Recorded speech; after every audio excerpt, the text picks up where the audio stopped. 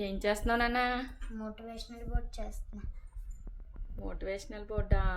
ఇవేంటి లైట్స్ అవి వెలుగుతాయా? వెలుగుతాయి. ఇవన్నీ నువ్వే రెడీ చేసావా? ఈ లోపలవేంటి? Ice cream sticks. Ice cream స్టిక్స్ని అలా పెట్టావా? వెలుగుతుందా ఇప్పుడు ఇది? వెలిగించి ఒకసారి చూస్తాను. బో బాగా చేసావే. లైట్ ఆఫ్ చేసి చూద్దాం ముందు. వావ్, కాకపోతే లైట్ ఆఫ్ చేసిన తర్వాత ఈ లోపలిది కొటేషన్ కనిపించట్లేదన్నమాట. అంటే ఫోన్లో కనిపించట్లేదులే, బయట బాగానే కనిపిస్తుంది. బాగుంది, చాలా బాగా చేసావు నాన్న. చూసారు కదా మా చిన్నబాబు చేసిన క్రాఫ్ట్, చాలా బాగుంది కదా. నచ్చితే ఒక లైక్ చేయండి.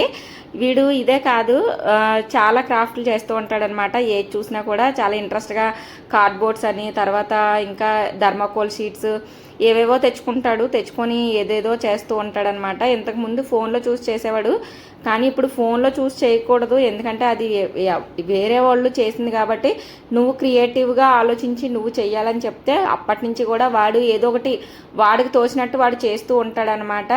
ఫస్ట్లో చిన్నగానే ఉన్నా సరే వాళ్ళు చేసే కొలది వాళ్ళకి కూడా ఐడియాస్ వస్తూ ఉంటాయి. మనం ఒకటి చూసి చేసామనుకోండి మనకు అదే అలవాటు అయిపోతూ ఉంటుంది. క్రియేటివ్గా ఆలోచించి మన పిల్లలకి చేసేలాగా అలవాటు చేయాలి. వీడు క్రాఫ్ట్లతో పాటు డ్రాయింగ్ కూడా చాలా బాగా చేస్తాడనమాట.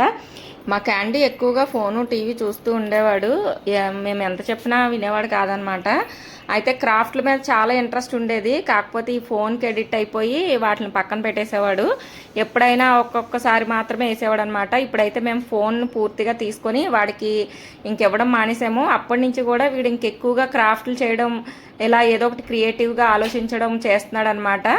అందువల్ల ఏంటంటే మనం ఫోన్లకి దూరంగా పెడితేనే పిల్లలు కూడా క్రియేటివ్గా ఆలోచించడానికి అలవాటు పడతారు. లేదంటే ఫోన్లకి ఎడిక్ట్ అయిపోయి అందులో చూసి ఇంకా దాంట్లో ఏముందో అదే చేసేస్తారనమాట. ఇంక వీళ్ళకి క్రియేటివ్ థింకింగ్ అనేది ఉండదు. ఇంకా టోటల్గా వేరే వాళ్ళు చేసిన దాని మీదే డిపెండ్ అయిపోతూ ఉంటారు. సో మనం కూడా పిల్లలకి ఎంకరేజ్ చేస్తూ ఉండాలి.